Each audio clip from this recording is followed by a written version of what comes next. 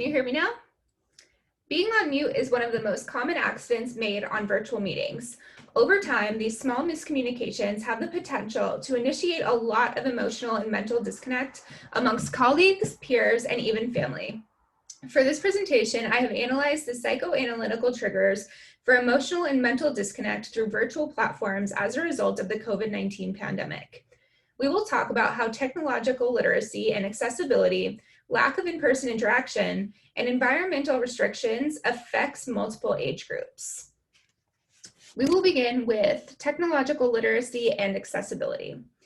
For the first time in history, schools all over the world began the fall 2020 semester virtually. I think it became abundantly clear that this was not a smooth transition. Primarily, not every student already had a computer or a tablet, and it's really common for people to not even have Wi-Fi in their homes. Schools were not prepared to have to assist in acquiring these materials so suddenly. This makes online learning extremely difficult. If students don't have the equipment necessary to do their work, it initiates a mental disconnect from education.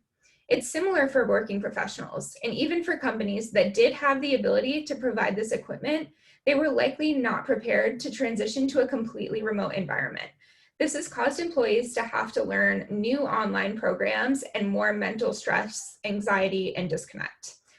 For our senior citizen demographic, this mental disconnect is also common because as an older generation, they don't necessarily have tools that are compatible with programs like Zoom and FaceTime. And even once these devices have been acquired, the struggle of trying to learn them is not an easy feat. Moving on to our next trigger, it is lack of in-person interaction. For children, being around kids in the same age demographic leads to exposure of social skills, cognitive behavior, and moral reasoning. This lack of peer-to-peer interaction puts a halt on the developmental process and poses a risk for emotional disconnect due to social isolation.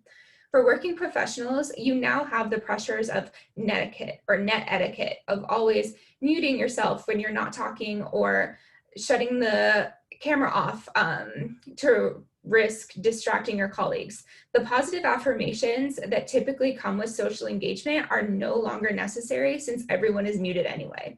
This has led to employees feeling emotionally distant and not as engaged. For senior citizens, not being able to interact with other people has also been emotionally taxing.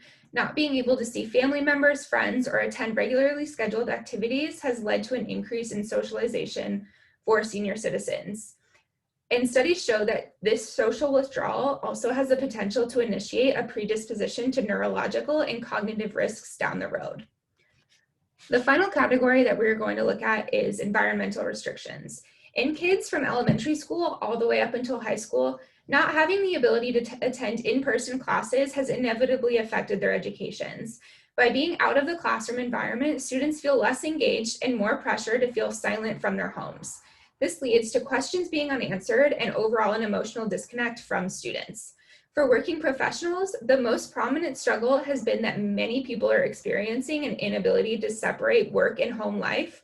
This causes an emotional disconnect due to people being overexhausted and an off button not really existing on these virtual platforms.